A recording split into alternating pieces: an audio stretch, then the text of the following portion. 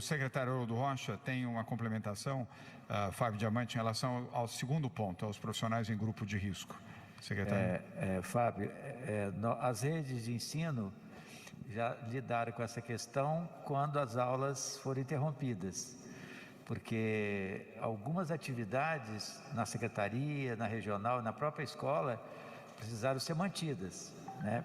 Os serviços essenciais. Então a gente já lidou do ponto de vista dos servidores.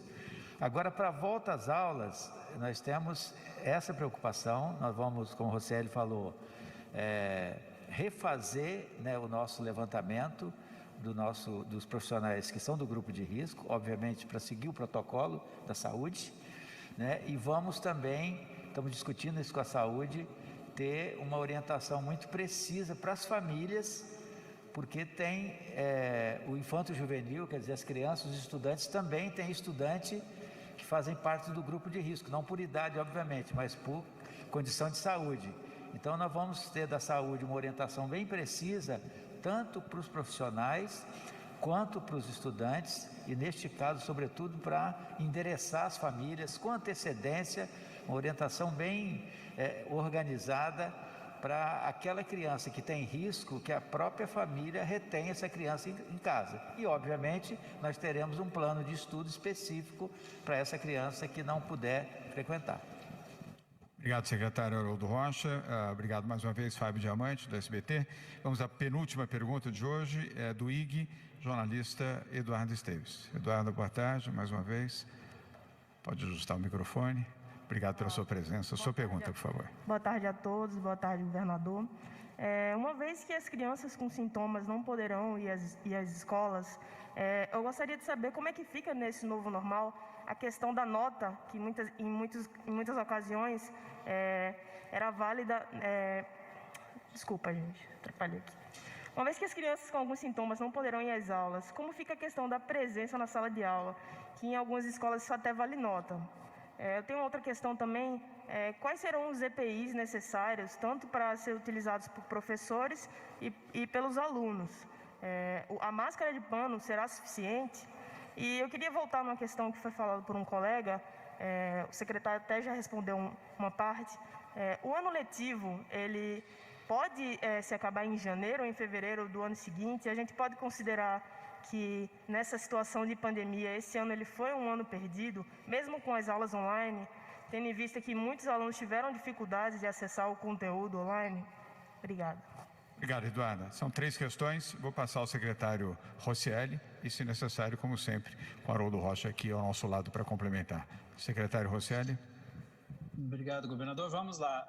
Primeiro, em relação à nota, presença para eventualmente um aluno que esteja no grupo de risco, isso é importante, né? Nós vamos continuar com o ensino híbrido, vamos continuar dando oportunidade para que o aluno possa fazer os acompanhamentos, entregar os materiais pedagógicos, vamos ainda imprimir mais materiais, então ele vai continuar tendo a possibilidade da avaliação, ou seja, de avançar no processo educacional até que tenhamos a segurança para que ele possa retornar caso ele seja grupo de risco. Aliás, essa é uma premissa que funciona para todos os alunos, mesmo aquele aluno que não tenha sido, por exemplo, afetado diretamente, ou seja, grupo de risco, mas não conseguiu acompanhar eventualmente as aulas à distância, ele vai ter um programa de recuperação, inclusive para notas de bimestres anteriores. A possibilidade de recuperação sempre estará presente durante este ano. Eu já emendo com a última pergunta e depois volto para a segunda, que sobre o ano letivo ser perdido ou não. Todo o esforço que os professores, que as escolas, que é incrível que está sendo feito por todos aqui na rede de São Paulo, está fazendo, não é perdido. Por mais que a alfabetização, por exemplo, o ideal, ela vai se concretizar mesmo com o professor na sala de aula, é muito importante a família, e é muito importante a família apoiar nesse momento no processo de aprendizagem. É muito importante que a escola esteja agora fazendo atividades, porque a gente está preparando melhor para que quando esta criança retornar, ela esteja mais preparada e avance mais rapidamente na alfabetização, recuperando assim uma parte do tempo. Então, este tempo não é perdido e todo esforço necessário é fundamental. Agora é importante que a família cada vez mais esteja próxima da escola, que acompanhe os seus filhos, as crianças, para que a gente possa avançar. O ano letivo poderá entrar em janeiro e fevereiro? dependendo do que for acontecendo, das horas, como eu disse, que foram computadas até agora, a contabilização não se dará por dias, e sim por 800 horas. Então, logicamente, isso é fundamental que a gente observe, especialmente quando chegarmos próximos e confirmado o retorno de setembro. E o segundo ponto é que o que você levantou, a questão de EPI. Por exemplo, as máscaras, de forma geral, esse é o protocolo, mundo afora, elas são suficientes, certo? Então, nós estamos trabalhando aí com a máscara, tanto para estudante, para funcionários, mas nós estamos trabalhando com outros EPIs, por exemplo, para quem trabalha com limpeza, logicamente tem luvas, tem outros materiais. Nós estamos trabalhando, por exemplo, aí para a rede estadual, não como uma regra obrigatória, mas para a rede estadual, providenciando, por exemplo, o face shield, aquele que é o protetor do rosto, para com o uso da máscara mais o face shield, também o funcionário esteja devidamente protegido. De novo, isso é uma das coisas para mim mais importantes, pelo que eu passei, por tudo, pela dificuldade que superar isso. Logicamente que a proteção será fundamental, especialmente nós vamos estar cuidando muito dos nossos profissionais. Obrigado, secretário Rosselli. Eduarda, muito obrigado mais uma vez. Vamos para a última pergunta. Muito obrigado, aliás, pela paciência da jornalista Beth Pacheco, da TV Globo News. É a última pergunta de hoje. Beth, boa tarde. Sua pergunta, por favor. Eu queria ter detalhes a respeito que a gente comentou aqui na segunda-feira, né, da autonomia dos reitores das universidades, enfim, dentro desse protocolo, as universidades federais, no caso, elas podem abrir antes de setembro, as aulas na USP, por exemplo, pode começar antes de setembro. E uma outra pergunta que eu queria fazer a respeito do que o secretário disse, que nesse tempo que se ficou, claro, nessa situação terrível com a pandemia, que se perdeu 2 a 3 anos de conteúdo, de qualidade de ensino, enfim.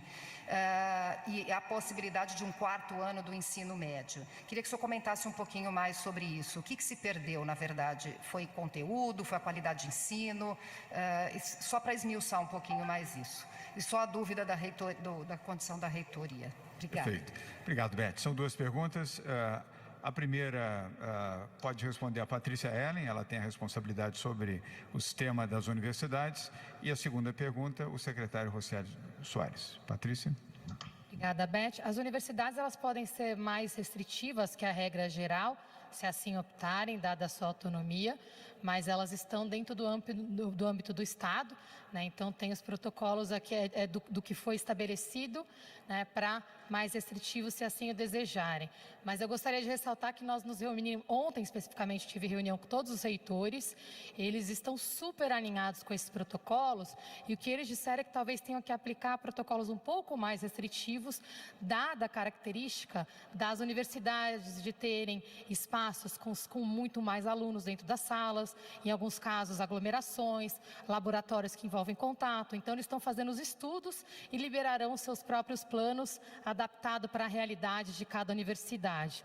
E queria reforçar que tem autonomia, mas nós estamos super alinhados e trabalhando de uma forma cidadã, integrada. A reunião foi muito boa e eles reforçaram que estavam aguardando as diretrizes do Estado para apresentarem os seus planos. Obrigado, Patrícia. E agora vamos, Rosselli Soares, a segunda pergunta da Beth Pacheco. Beth, obrigado pela pergunta. Acho que uma coisa, logicamente, que tudo que está acontecendo esse ano está longe de ser o normal e está longe de ser o ideal. O ideal é o professor, na sala de aula, ter a oportunidade de trabalhar com o estudante. Lógico isso. Então, todas as medidas que nós fazemos é para garantir que a gente está avançando, porque você imagina ficar parado meses, já estar afastado da escola, é péssimo para a aprendizagem. Todos os estudos demonstram que longos períodos são extremamente prejudiciais. Longos períodos com esse isolamento, então, ainda não é possível nem dimensionar o tamanho do prejuízo. Então, a pior opção seria não fazer nada, e esta opção não existe para o governo do estado de São Paulo, que vai sempre buscar fazer, seja agora com o ensino remoto, seja com a recuperação dos nossos estudantes. Primeiro ponto. Segundo ponto, conversando muito com estudantes, por exemplo, eu costumava, antes da internação, de estar fazendo lives tanto com os professores quanto com os estudantes, para entender. Muitos professores disseram, secretário, eu sou aqui do interior, eu quero me preparar melhor para o vestibular, especialmente se eu não passar, como é que eu posso ter a oportunidade de refazer, por exemplo, o meu terceiro ano, caso eu queira. E outros dizendo, não, por favor, eu quero ter a minha oportunidade, eu quero ir para a faculdade, quero ir fazer, quero ir para o mercado de trabalho, quero concluir o meu ensino médio. Então, nós temos que trazer ao máximo possível a conclusão do ensino médio com a melhor qualidade possível e dar oportunidade para aqueles que quiserem aprofundar ainda mais ou complementar ainda mais, possam ter a oportunidade, sem tirar o direito daqueles que estão chegando, porque o sistema é muito importante que ele ande, né? Ou seja, nós temos as matrículas novas chegando, o sistema não pode ser absolutamente lotado, então nós temos que organizar esta lógica e é fundamental. De novo, assim como eu tenho uma preocupação muito grande com a saúde, é que a gente dê oportunidade de aprendizagem para os jovens, e essa é uma oportunidade a mais para o jovem que quiser, aonde houverem as vagas. Obrigado, secretário Rocieli Soares. Obrigado, Beth Pacheco. Nós estamos encerrando a coletiva de hoje, a 77ª coletiva de imprensa. Amanhã teremos a coletiva da saúde, no mesmo horário, às 12h45. E lembro que na próxima sexta-feira teremos a coletiva com a presença também do prefeito Bruno Covas, e é a coletiva onde nós anunciamos a nova etapa da quarentena a partir do dia 29 de junho. Chamo a atenção que será uma coletiva especialmente importante, como foi a de hoje sobre educação. Um bom dia a todos, aos que estão nos acompanhando em suas casas, continuem em casa, se saírem, usem máscaras, usem também com abundância álcool gel, lavem as suas mãos, protejam as suas vidas. Muito obrigado, boa tarde a todos.